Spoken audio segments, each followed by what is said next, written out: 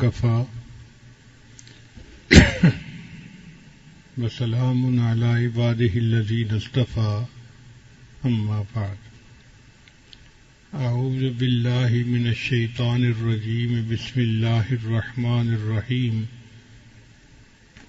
سنريهم آياتنا في الآفاق وفي أنفسهم حتى يتبين لهم أنه الحق سبحان ربك رب العزة عما يصفون وسلام على المرسلين والحمد لله رب العالمين اللهم صل على سيدنا محمد وعلى آل سيدنا محمد وبارك وسلم. کئی چیزوں کو انسان اپنی آنکھوں سے دیکھتا نہیں مگر نشانیوں سے پہچان جاتا ہے کہ معاملہ کیسے ہے. ایک آدمی گھر بند کر کے کہیں سفر پر گیا، جب واپس آیا تو دیکھا کہ کمرے کے دروازے کھلے ہوئے تھے، جو بیگ تھے وہ مسنگ تھے اور جیولری اس میں سے غائب تھی. آنکھ سے اس نے کچھ نہیں دیکھا، لیکن ان نشانیوں سے وہ سمجھ گیا کہ میرے گھر چوری ہو گئی ہے. بلکہ کس راستے سے چور آیا وہ یہ بھی پہچان لیتا ہے کہ جی باہر کا دروازہ بند تھا تو لگتا ہے کہ چور چھت سے نیچے اتر کے آیا ہے. اب کون چور ہے اس کے لیے پاؤں کے نشانات دیکھے جاتے ہیں، اور ایسے لوگ ہوتے ہیں جو پاؤں کے نشانات کو پہچانتے ہیں، وہ چور کو واک کروا کے پہچان لیتے ہیں کہ اتنے بندوں میں سے یہ چور ہے. چنانچہ حدیث مبارکہ میں آتا ہے کہ جب نبی علیہ السلام نے ہجرت فرمائی تو مکہ کے لوگوں نے نبی علیہ السلام کو تلاش کیا، تو انہوں نے قدموں کے نشان جاننے والے ایک بندے کو بلایا، اور وہ بندہ ان کو مکہ مکرمہ سے نشانات دیکھ کر غار ثور کے دروازے اوپر لے کے آیا. اس نے کہا جی کہ یہاں تک پاؤں کے نشانات آتے ہیں، آگے پتہ نہیں.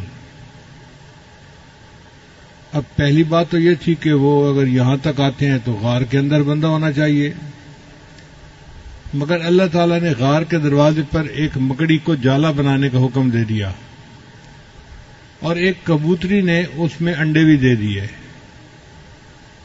تو ان کفار نے جب دیکھا اس کے دروازے پر تو جالا لگا ہوا ہے، کبوتری نے انڈے دیے ہوئے ہیں، اس کا مطلب ہے کہ کوئی بندہ اس کے اندر داخل نہیں ہوا. سیدنا صدیق اکبر فرماتے ہیں کہ وہ لوگ اتنا قریب تھے کہ ہم ان کی آوازیں سن رہے تھے اور ان کے قدموں کو دیکھ رہے تھے. اگر وہ جھک کے دیکھتے تو شاید ہم تک ان کی نگاہ پہنچ جاتی، مگر اللہ نہیں چاہتے تھے، لہذا وہ نبی علیہ الصلوۃ والسلام کو نہیں دیکھ سکے. تو قدموں کے نشان سے اور باقی نشانیوں سے انسان معاملے کی حقیقت تک پہنچتا ہے. اب اللہ تعالیٰ اس کائنات کے خالق اور مالک ہیں، ہم ان کو آنکھ سے دیکھ نہیں سکتے،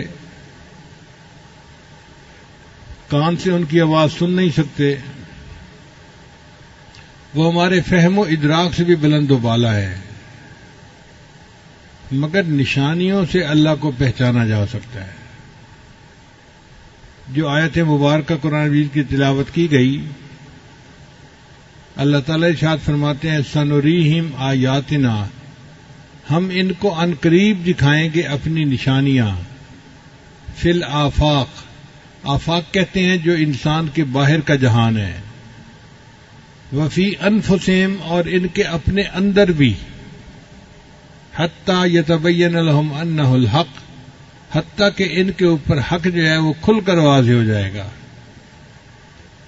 اب یہ بات کی جا رہی ہے 1400 سال پہلے، جب سائنس کی بنیاد ہی نہیں پڑی تھی، دنیا ڈاکٹری کو نہیں جانتی تھی، سائنسی ترقی بالکل نہیں تھی، اس وقت قرآن مجید نے ایسی باتیں بتائیں جن کو آج کی سائنٹیفک دنیا تسلیم کرتی ہے، تو یہ اللہ تعالی کی قدرت کی نشانیاں ہیں۔ قرآن مجید صداقتوں کا مجموعہ، سچائیوں سے بھری ہوئی جماعت، ultimate realities of the universe, اللہ نے کائنات کی صداقتوں کو قرآن میں اکٹھا کر دیا ہے۔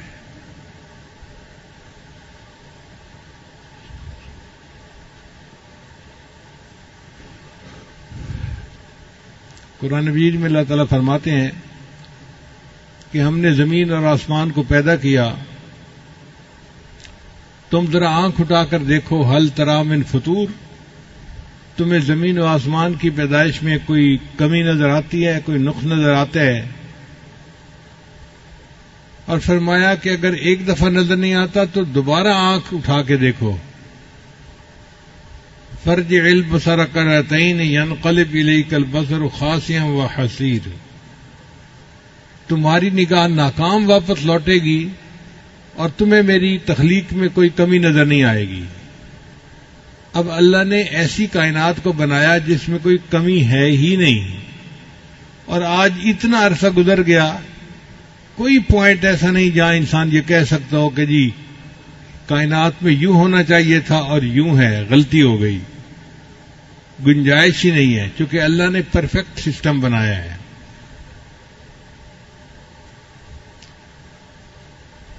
اللہ تعالیٰ ارشاد فرماتے ہیں قرآن مجید میں، خلق الارض فی یومین، اللہ نے زمین کو 2 دن میں پیدا کیا۔ تو زمین کی پیدائش 2 دن میں ہوئی، پھر اللہ نے اس کے اندر برکت رکھی، فی 4 ایام، 4 دنوں کے اندر، یعنی کل زمین آسمان کی پیدائش میں 6 دن لگے، 2 دن زمین کو پیدا کرنے میں اور 4 دن اس کے اندر برکتیں رکھنے میں، زمین کے اندر کیمیکل کا تناسب متعین کرنا، اس میں سونے کی کانیں، کاپر کی کانیں، کوئلے کی کانیں، پتھر ہیں، پہاڑ ہیں، ہیرے جواہرات کے خزانے ہیں، اللہ نے اس میں 4 دن لگائے اس کو بنانے میں۔ اور کیسا اللہ نے بنایا یہ سسٹم کہ آج اربوں کھربوں سال گزر گئے ہیں زمین کو بنے ہوئے، سبزیاں اگتی ہیں، درخت اگتے ہیں، پھل اگتے ہیں، زمین کے نمکیات میں کوئی فرق نہیں آیا۔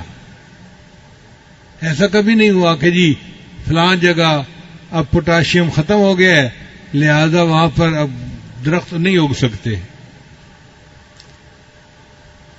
کوئی 1-2 سال کی بات نہیں، اربوں کھربوں سال۔ سائنس کے حساب سے زمین 15 ارب سال پہلے بنی، تو 15 ارب سال سے اس کے اوپر درخت اگ رہے ہیں، مگر اللہ نے جو کیمیکل ہیں ان کا تناسب ایسے رکھا ہے کہ اس میں آج تک کوئی کمی نہیں۔ کوئی نہیں کہہ سکتا جی کہ نائٹروجن ختم ہو گئی لہذا اب پودے جو ہیں وہ اپنا پھل نہیں دے سکتے یا پودے اپنا پھول نہیں دے سکتے، ایسا ہرگز نہیں ہے۔ اللہ کتنا بڑا ہے جس نے زمین کے اندر تناسب کو اتنا اچھا بنایا کہ آج اربوں سالوں کے بعد بھی زمین کے اوپر پھل اگتے ہیں، سبزیاں اگتی ہیں اور زمین کاشت کے قابل ہے۔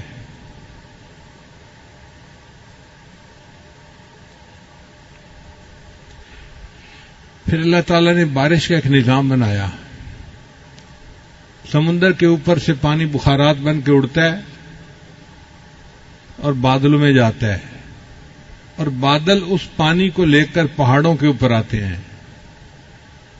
وہاں آ کر بارش برستی ہے۔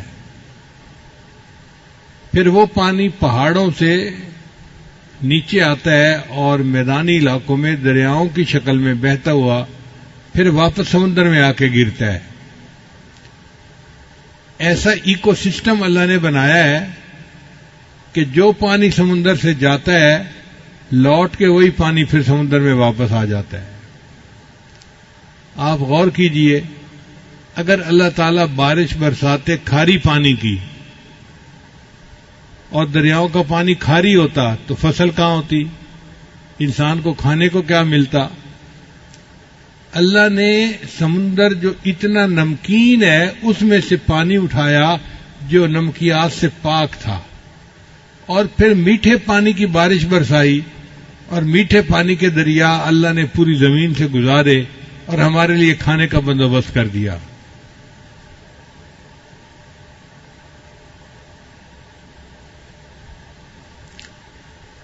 کسی عارف نے کہا، کھیتیاں سرسبز ہیں تیری غذا کے واسطے، کھیتیاں سرسبز ہیں تیری غذا کے واسطے، چاند سورج اور ستارے ہیں ضیاء کے واسطے، بحر و بر شمس و قمر ماء و شما کے واسطے، یہ جہاں تیرے لیے ہے تو خدا کے واسطے۔ اللہ نے یہ جہان ہمارے لیے بنایا اور ہمیں اللہ نے اپنی عبادت کے لیے بنایا۔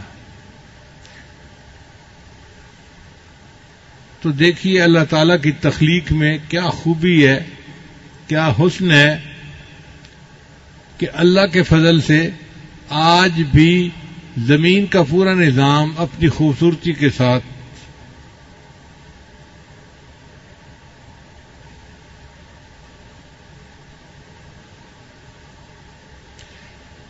پھر قرآن مجید میں اللہ تعالیٰ فرماتے ہیں، وَمِن كُلِّ شَيْءٍ خَلَقْنَا زَوْجَيْنِ، ہم نے ہر چیز کے اندر جوڑا جوڑا بنایا ہے۔ یہ چند الفاظ ہیں، اس کے اندر بہت بڑی حقیقت ہے۔ اللہ فرماتے ہیں ہم نے ہر چیز میں جوڑا جوڑا بنایا، زمین اور آسمان جوڑا، مرد اور عورت جوڑا، نر اور مادہ کا جوڑا، دن اور رات کا جوڑا، ہر چیز میں آپ دیکھیں گے جوڑا جوڑا نظر آئے گا۔ حتیٰ کہ دنیا اور آخرت جوڑا، اور سائنس نے یہ تسلیم کیا کہ اگر دنیا میں میٹر ہے تو اینٹی میٹر بھی ہے، تو میٹر اور اینٹی میٹر یہ بھی جوڑا بن گیا۔ آپ اس کے اوپر پی ایچ ڈی کر سکتے ہیں کہ پوری دنیا میں جو چیز آپ پائیں گے اس کا جوڑا ضرور موجود ہوگا۔ یہ 1400 سال پہلے قرآن مجید نے فرما دیا، اور وہ بات آج بھی سچ ثابت ہو رہی ہے۔ اگر اور بڑھائیں تو دیکھیں پوری دنیا میں جتنے ریئیکشن ہو رہے ہیں کیمیکل کے، وہ سب جوڑے جوڑے پر ہو رہے ہیں۔ ایک آئن پازیٹو ہوتا ہے، ایک نیگیٹو ہوتا ہے، آپس میں ایک دوسرے کے ساتھ بانڈ بنا لیتے ہیں اور کیمیکل ریئیکشن ہو جاتا ہے۔ پھر اگر انڈسٹری کی طرف آئیں تو مشینوں کی ایک زبان ہوتی ہے جس کو مشین لینگویج کہتے ہیں۔ وہ مشین لینگویج بھی 0 اور 1 کے ڈیجٹ پہ چلتی ہے، تو 0 اور 1 جوڑا بنتا ہے۔ اس جوڑے کے ساتھ پوری دنیا کے اندر کمیونیکیشن ہو رہی ہے، حتیٰ کہ جو چاند پہ لوگ جا رہے ہیں وہ زمین والوں کے ساتھ جب رابطہ کرتے ہیں تو اسی مشین لینگویج پر ایک دوسرے سے گفتگو ہو رہی ہوتی ہے۔ اس میں بھی دیکھو جوڑا جوڑا۔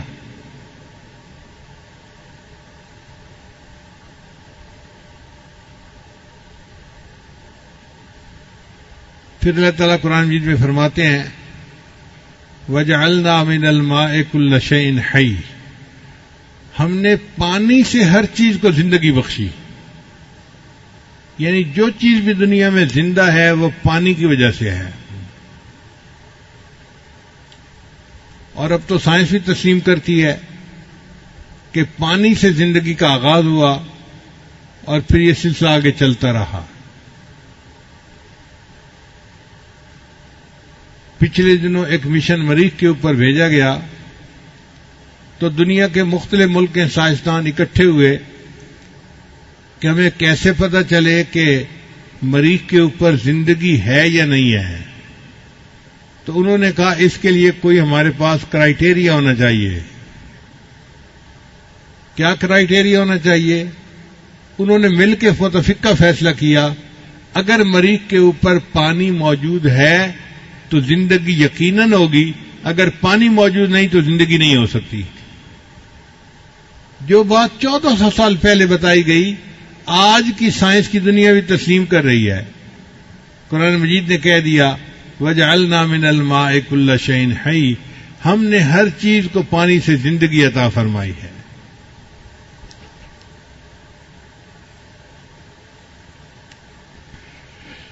قرآن مجید میں ایک جگہ پر اللہ تعالیٰ کافروں کے دل کی ظلمت کا بیان کرتے ہیں کہ کافروں کے دل میں اس طرح اندھیرا ہے جیسے سمندر میں اندھیرا ہوتا ہے. جب سمندر میں ہائی ٹائیڈ ہو، مد و جزر بہت زیادہ ہو اور اوپر بادل ہو تو سمندر کے اندر اس وقت ویزیبلٹی زیرو ہوتی ہے. اتنا گھپ اندھیرا کبھی نہیں دیکھا گیا. عام حالات میں کوئی بندہ سمندر میں ڈائیو کرے تو اس کو 2-4 میٹر نیچے جا کے روشنی محسوس ہوگی، لیکن جب مد و جزر ہو اور اس کے اوپر بادل آئے ہوئے ہوں تو پھر روشنی پینیٹریٹ نہیں کر سکتی اور بالکل گھپ اندھیرا ہوتا ہے. ایک عرب ملاح تھا جہاز کا، اس کا ایک دوست بن گیا، فرانس کا آدمی تھا. جہازوں کا سفر کرنے کی وجہ سے ان کی آپس میں دوستی ہو گئی. اس عرب نے اس اپنے فرانسیسی دوست کو قرآن مجید کا انگلش ترجمہ دیا کہ آپ اس کو پڑھیں. اب وہ فرانسیسی دوست چونکہ پوری زندگی کوئی 35-40 سال سمندر میں گزار چکا تھا، اس کو سمندر کے بارے میں ایک ایک چیز کا پتہ تھا. وہ قرآن مجید کو پڑھتا گیا حتیٰ کہ ایک جگہ پر اس نے پڑھا کہ کافروں کے دل میں اس طرح اندھیرا ہوتا ہے فی بحر لجی یغشا موج من فوقہ موج من فوقہ سحاب. جیسے کہ سمندر میں اندھیرا ہوتا ہے جب لہروں کے اوپر لہریں آ رہی ہوتی ہیں، ہائی ٹائیڈ کا ٹائم ہوتا ہے اور اوپر بادل ہوتے ہیں. اس نے زندگی میں اس کا تجربہ خود کیا تھا. اس کو پتا تھا کہ واقعی اس حال میں گپ اندھیرا ہوتا ہے. جب اس نے اس آیت کو پڑھا تو اس نے اپنے عربی دوست سے پوچھا کہ مجھے یہ بتائیں کہ آپ کے پیغمبر اسلام نے سمندر کا سفر کتنی دفعہ کیا ہے؟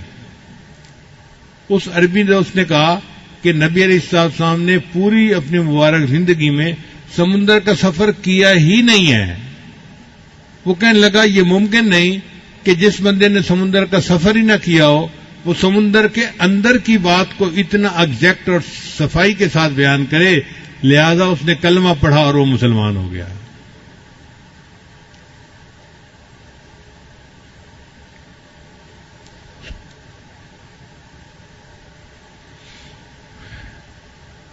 چند اور اللہ کی نشانیاں دیکھیے. مرغابی سردیوں کے موسم میں ایک ملک سے دوسرے ملک کا سفر کرتی ہے اپنی غذا کی خاطر. چنانچہ ایک مرغابی کا چھوٹا سا پرندہ ہے جس کا وزن 400 گرام ہوتا ہے. 400 گرام کا مطلب آدھا کلو بھی نہیں ہے. چھوٹا سا پرندہ کبوتر جیسا.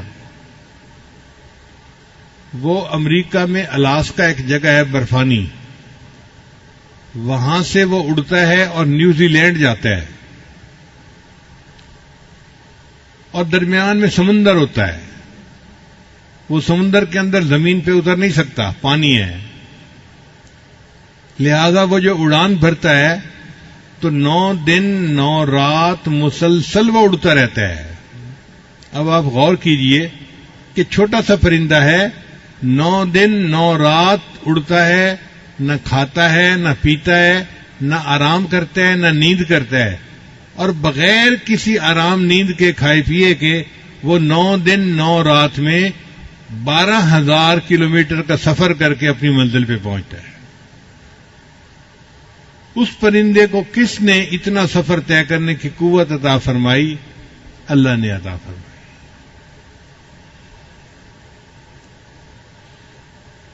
چنانچہ گدھ ایک پرندہ ہے، تو افریقہ میں ایک گدھ پائی جاتی ہے، اس کا نام ہے رفیل گریفن۔ یہ گدھ اڑتی ہے اور 37,000 فٹ کی بلندی پہ جاتی ہے، 37,000 فٹ کی بلندی پہ چلی جاتی ہے۔ وہاں پہ سرد ہوا کی لہریں ہوتی ہیں، یہ ان لہروں کے درمیان اپنا سفر کرتی ہے اور اپنی منزل پہ پہنچ جاتی ہے۔ وہاں پہ ٹیمپریچر -50 ڈگری سینٹی گریڈ ہوتا ہے، 0 پہ تو برف جمتی ہے، تو -50 ڈگری سینٹی گریڈ پہ تو پتہ نہیں کیا کچھ جم جائے۔ یہ اس ٹیمپریچر پہ جا کے پھر اپنے سفر کرتی ہے، اور اتنی بلندی پہ آکسیجن 10% رہ جاتی ہے۔ جو لوگ پہاڑوں پہ چڑھتے ہیں وہ 15-20 ہزار فٹ کی بلندی پہ جاتے ہیں، تو آکسیجن وہاں پہ 10% رہ جاتی ہے، 100 میں سے 10%، تو ان کو سلنڈر اپنے ساتھ لے کے جانے پڑتے ہیں۔ وہ اوپر جا کے سانس سلنڈر سے لیتے ہیں، اگر سلنڈر سے سانس نہ لیں تو دم گھٹ کے مر جائیں وہ۔ آپ بتائیے، اگر 15-20 ہزار کی بلندی پہ ان کو آکسیجن کی ضرورت پڑتی ہے، تو اس گدھ پرندے کو 37,000 فٹ کی بلندی پہ کون آکسیجن پہنچا رہا ہے؟ اور اس تھوڑے آکسیجن کے ساتھ یہ کمفرٹیبلی اڑتا ہے اور ہزاروں میل کا سفر کر کے اپنی منزل پہ پہنچتا ہے۔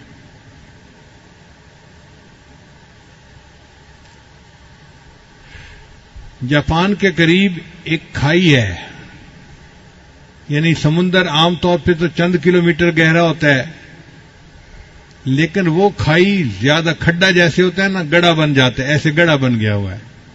اس کا نام ہے ماریانا کھائی۔ وہ ماریانا کھائی اتنی بڑی ہے کہ اگر ماؤنٹ ایوریسٹ پر جو پہاڑ ہے دنیا کا سب سے اونچا، اس کو اس کھائی کے اندر ڈالا جائے نا تو وہ ڈوب جائے، اور اس کی چوٹی کے اوپر 2 کلومیٹر پھر پانی باقی رہے۔ اتنی گہری کھائی کہ ماؤنٹ ایوریسٹ پہاڑ پورا کا پورا اس کھائی کے اندر ڈوب جائے گا، اور اس کی چوٹی کے اوپر بھی 2 کلومیٹر پانی رہے گا۔ یہ کس نے بنائی؟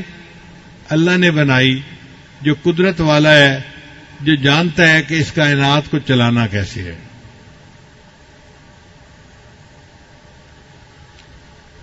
جب اللہ تعالیٰ نے فرعون کو پانی میں ڈبویا تھا تو ڈوبتے ڈوبتے فرعون نے دعا مانگی تھی کہ اے اللہ میں موسیٰ اور ہارون کے رب پہ ایمان لایا، تو اللہ نے فرمایا کہ نہیں، آن اب دیر ہو گئی، اب تیرا ایمان قبول نہیں۔ پھر اللہ نے فرمایا کہ آج تیرے جسم کو ہم نجات دے دیں گے، الیوم ننجیک ببدنک لمن خلفک آیا، تاکہ بعد میں آنے والوں کے لیے تیرا جسم جو ہے وہ عبرت کی نشانی بنے۔ لشکر بھی ڈوب گیا، فرعون بھی ڈوب گیا، اور یہ سب پانی کے اندر رہے۔ اور پانی کے اندر کتنا عرصہ رہے؟ 3,000 سال پانی میں پڑے رہے۔ اس کو کہتے ہیں بحیرہ احمر۔ 3,000 سال فرعون کی لاش پانی میں رہی۔ پھر جب دریافت کیا گیا تو فرعون کی لاش کو سائنسدانوں نے نکالا،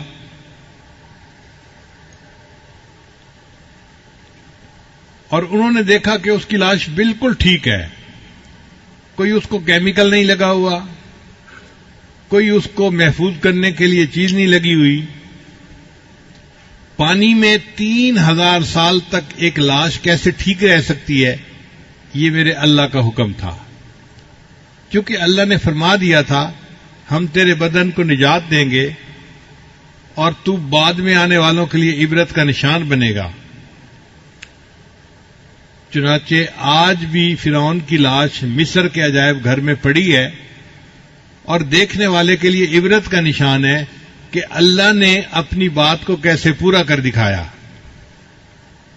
یہ تو تھیں خارجی نشانیاں جو ہم اپنے باہر دیکھتے ہیں، کچھ ہوتی ہیں داخلی نشانیاں، بندے کے اندر بھی داخلی نشانیاں ہیں۔ ان میں سے ایک نشانی یہ ہے کہ اللہ نے انسان کو دماغ عطا فرمایا۔ دماغ جو ہے یہ 73% پانی ہے اور 16% یہ چربی ہے۔ 1 کھرب نیورون کے ساتھ 10 کھرب گیل خلیے ہوتے ہیں۔ یہ جو نیورون ہیں یہ انفارمیشن پاس آن کرتے ہیں، اور جو دوسرے خلیے ہیں وہ انفارمیشن کو پروسیس کرتے ہیں۔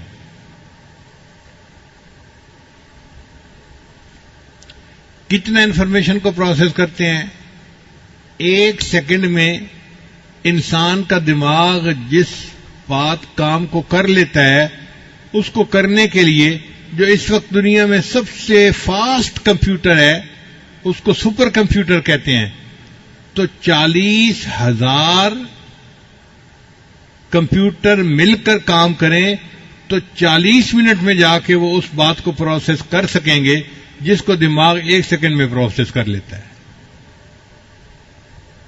نہیں، سوری میں نے غلط کہا، 80,000 سپر کمپیوٹر مل کر پروسیس کریں تو 40 منٹ میں اس کو پروسیس کر سکیں گے۔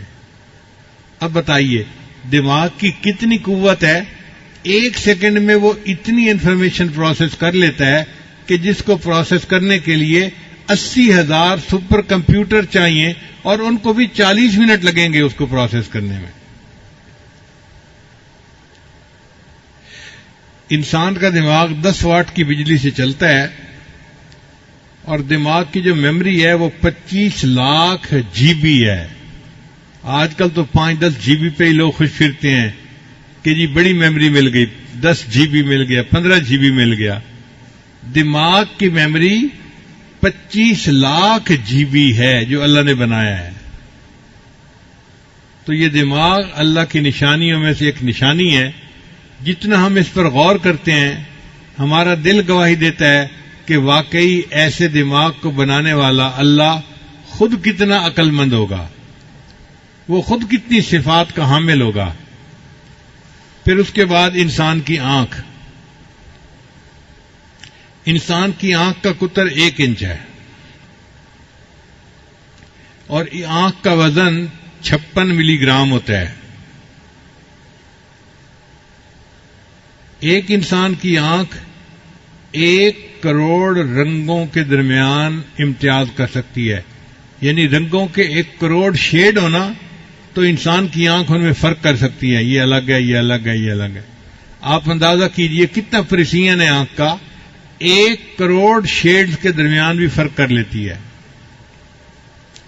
دنیا میں جو بڑے سے بڑا اچھا کیمرہ بنایا گیا تو اس کی ایکوریسی جو تھی وہ 12 میگا پکسل کا کیمرہ ہوتا ہے۔ 12 میگا پکسل یعنی اس کی جو پریسیژن ہوتی ہے نا وہ 12 میگا پکسل ہوتی ہے، اور انسان کی آنکھ کی پریسیژن 576 میگا پکسل ہوتی ہے۔ اللہ اکبر کبیرہ۔ ایک آنکھ میں 20 کروڑ سے زیادہ کام کرنے والے حصے ہوتے ہیں۔ آنکھ کے اندرونی پٹھے دن میں 10 لاکھ مرتبہ حرکت کرتے ہیں۔ ہمیں تو پتہ نہیں چلتا، لیکن ہماری آنکھ کبھی ادھر دیکھ رہی ہوتی ہے، کبھی ادھر، کبھی اوپر، کبھی نیچے، تو آنکھ ہل رہی ہوتی ہے۔ تو سائنسدانوں نے کہا کہ آنکھ کے اندر کے جو پٹھے ہیں وہ ایک دن میں 10 لاکھ مرتبہ حرکت کرتے ہیں، اور آنکھ تھکتی نہیں ہے کہ جی اب میری آنکھ تھک گئی ہے میں بند کر کے پڑا ہوا ہوں۔ اتنی حرکت کرنے کے باوجود بھی آنکھ جو ہے وہ اپنی حرکت کے لیے موجود ہوتی ہے، فریش ہوتی ہے۔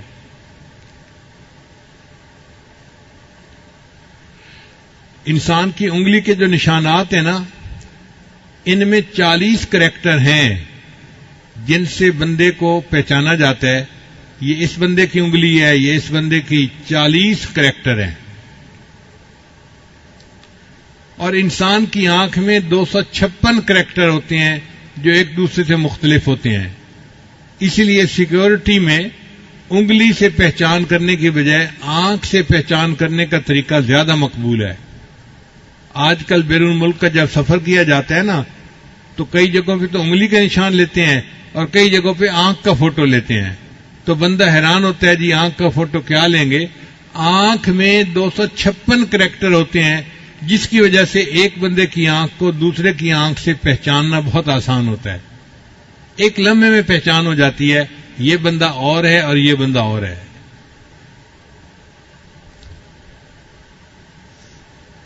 پھر انسان کے آنکھ کے درمیان میں ایک چیز ہے جس کو کورنیا کہتے ہیں، اس کو خون نہیں ملتا. پورے جسم کی ہر چیز کو خون ملتا ہے، اس کو خون کی ضرورت نہیں ہوتی.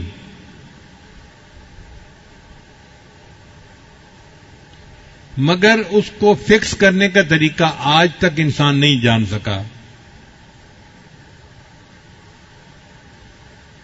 اب کوئی بچہ ماں کے پیٹ سے پیدا ہو اور اس کی آنکھ نہ ہو تو ساری دنیا کے سائنسدان مل کے اس کے لیے آنکھ بنا نہیں سکتے. یہ آنکھ کی نعمت کس نے دی؟ اللہ نے ہمیں عطا فرمائی. پوری زندگی انسان عبادت کرتا رہے تو آنکھ کی نعمت کا حق ادا نہیں کر سکتا.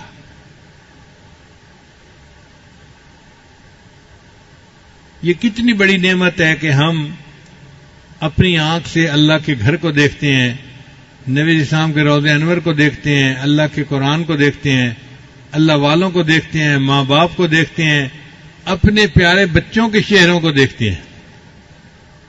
جن کی آنکھیں نہیں ان سے ذرا اس کی قدر جا کے پوچھیے کہ آنکھوں کی قدر کیا ہے.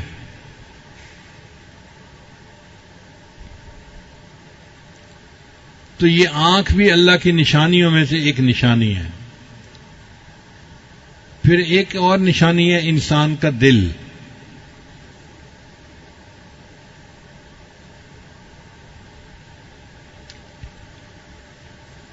انسان کا دل پٹھوں کا ایک پمپ ہے جس کو اللہ نے بہت مضبوط بنایا ہے. یہ انسان کے سینے میں چھاتی میں لیفٹ سائڈ پر ہوتا ہے. اس لیے انسان کے 2 پھیپھڑے ہوتے ہیں، ایک رائٹ سائڈ کا ایک لیفٹ سائڈ کا. تو لیفٹ سائڈ کا پھیپھڑا تھوڑا سا چھوٹا ہوتا ہے بنسبت رائٹ سائڈ کے پھیپھڑے کے. وہ اللہ نے چھوٹا اس لیے بنایا کہ دل کو جگہ مل سکے اپنی حرکت کے لیے. اب یہ دل کا سائز تقریباً مٹھی کے برابر ہوتا ہے. جب بچے کی عمر 4 ہفتے ہوتی ہے نا، بچے کی عمر 4 ہفتے ہوتی ہے تو اس کا دل دھڑکنا شروع کر دیتا ہے. پھر اس وقت سے لے کے اس کی موت تک یہ دل نان سٹاپ دھڑکتا رہتا ہے. آپ بتائیں جس بندے کی عمر 100 سال ہے، 100 سال اس کا دل دھڑکتا رہا، کیا کوئی دنیا میں ایسی مشین ہو سکتی ہے جو نان سٹاپ 100 سال تک چلتی رہے اور اس میں کوئی خرابی نہ آئے؟ یہ اللہ نے ایسا دل بنایا جو ہر وقت خون کو پمپ کر رہا ہوتا ہے. چنانچہ ہر منٹ میں 1.5 گیلن خون پمپ کرتا ہے. جو عورت حاملہ ہوتی ہے تو اس کے خون کی مقدار 50% اللہ بڑھا دیتے ہیں، کیونکہ وہ خون اس کو بھی ملنا تھا اور اس کے ہونے والے بچے کو بھی ملنا تھا. کون بڑھاتا ہے یہ خون کی مقدار؟ اللہ بڑھاتے ہیں. انسان کے جسم کی ایک ایک ٹیشو کو خون پہنچتا ہے. اس لیے ہمارے یہاں خون کی شریانیں باریک باریک ہر جگہ ہوتی ہیں، ہر جگہ. اگر شریانوں کی لمبائی کا اندازہ لگایا جائے اور ایک بندے کی شریانوں کو الگ الگ کر کے ان کو گانٹھ باندھ دی جائے تو ایک انسان کے جسم میں کل شریانوں کی لمبائی 1,60,000 کلومیٹر بنتی ہے. 1,60,000 کلومیٹر وائرنگ ہے جو انسان کے جسم میں استعمال ہوئی ہے، اور وہ ہر ٹیشو کو خون پہنچا رہی ہے۔ اب آپ بتائیے کہ دل کے اوپر کتنا بوجھ ہوتا ہوگا جو 1,60,000 میل کی مسافت تک خون پہنچا رہا ہے۔ انسان کا خون 30 سیکنڈ کے اندر دل سے نکلتا ہے اور پھر واپس آ جاتا ہے، سرکل پورا کر لیتا ہے پورے۔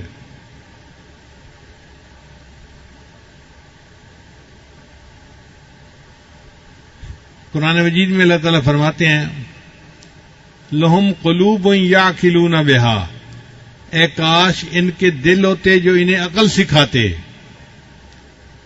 سائنسدان بڑے عرصے تک اعتراض کرتے رہے، اور جی دل تو ایک پمپ ہے، اس کا کیا تعلق محسوسات سے اور کیفیات سے؟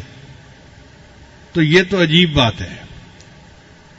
ہزاروں سال سائنسدانوں نے مخالفت کی، اور اب آ کے سائنس نے تحقیق کی کہ دل کے اندر بھی کچھ نیورونز ہوتے ہیں اور وہ انسان کے دماغ کے ساتھ کنیکٹڈ ہوتے ہیں۔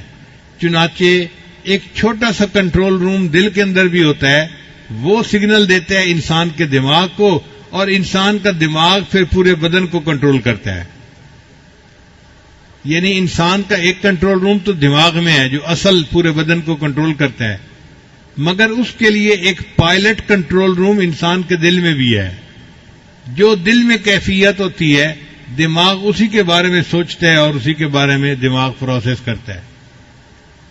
1400 سال پہلے جب دنیا نہیں جانتی تھی، اللہ نے اس وقت فرمایا ان کے دل ہوتے جو انہیں عقل سکھاتے، اور آج اس موسٹ ماڈرن سائنٹیفک دنیا میں انسان نے مان لیا کہ واقعی انسان کا دل انسان کے دماغ کو کنٹرول کرتا ہے۔ تو یہ اللہ تعالیٰ کی قدرت کی نشانیاں ہیں، انسان کے اندر بھی اور انسان کے باہر بھی۔ اس کے علاوہ انسان کی کڈنیز میں کیا کچھ ہے، انسان کے پھیپھڑوں میں کیا کچھ ہے، اگر یہ ساری تفصیل کرنے لگ جائیں تو بات بہت لمبی ہو جائے گی اور وقت ہو چکا۔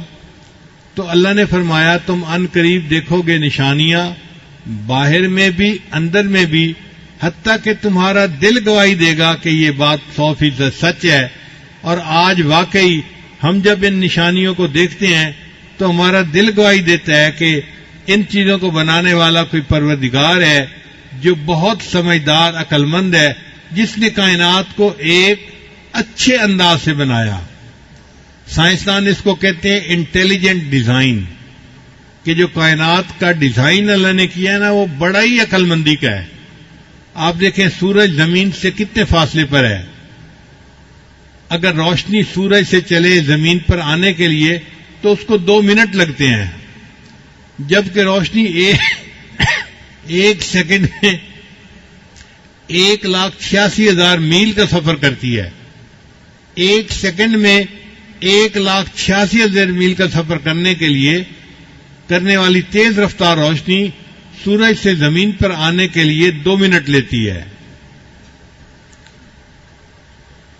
اگر یہ سورج کا فاصلہ آدھا ہوتا تو زمین پہ اتنی گرمی ہوتی کہ ہر چیز جل جاتی، نہ کوئی درخت ہوتا، نہ فصلیں ہوتی، نہ پھل ہوتے، نہ انسان ہوتا۔